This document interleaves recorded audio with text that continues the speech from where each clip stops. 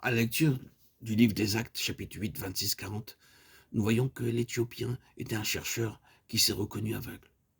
Quand nous le regardons, nous voyons tout de suite un chercheur aveugle, bien que religieux, bien que se mouvant dans le cercle de la tradition religieuse de longue date et bien établi, ayant été pourtant à Jérusalem, au temple, dans le quartier général même, il est toujours aveugle, toujours un chercheur aveugle.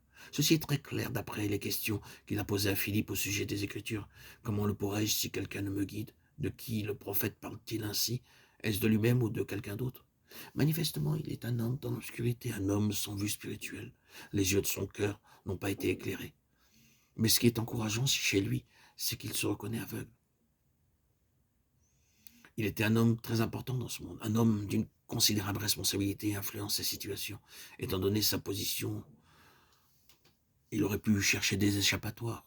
Lorsqu'il lui a été demandé au sujet de ce qu'il disait, il aurait pu éluder la question en donnant quelques réponses évasives, réservées.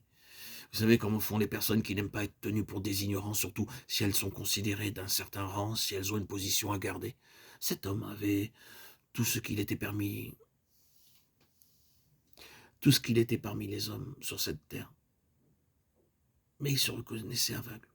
À la question comprends-tu ce que tu lis, il répond alors sans aucune dérobade, il le fait de manière directe, honnête et franche. Comment pourrais-je si quelqu'un ne m'enseigne?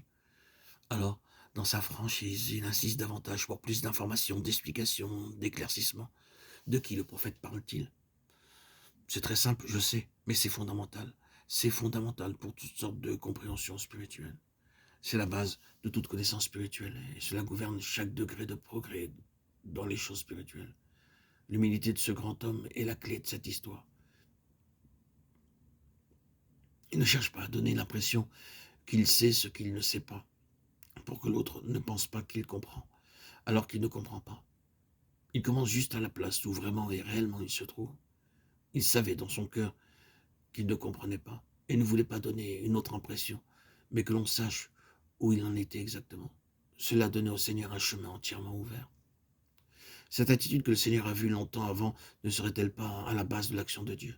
Le Seigneur savait qu'il y avait un homme parfaitement honnête et humble, cherchant la lumière dans l'obscurité.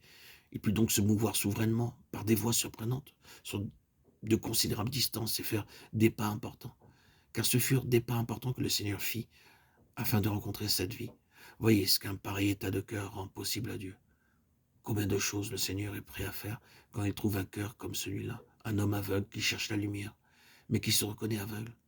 Par conséquent, il ne tarda pas à être un chercheur éclairé, car le Seigneur ne laisse pas un tel homme dans les ténèbres. Il lui accorde la lumière qu'il cherche. Ne peut-on dire que le Seigneur lui a donné bien plus qu'il ne cherchait? Car je ne pense pas que nous ajoutons quelque chose à l'histoire.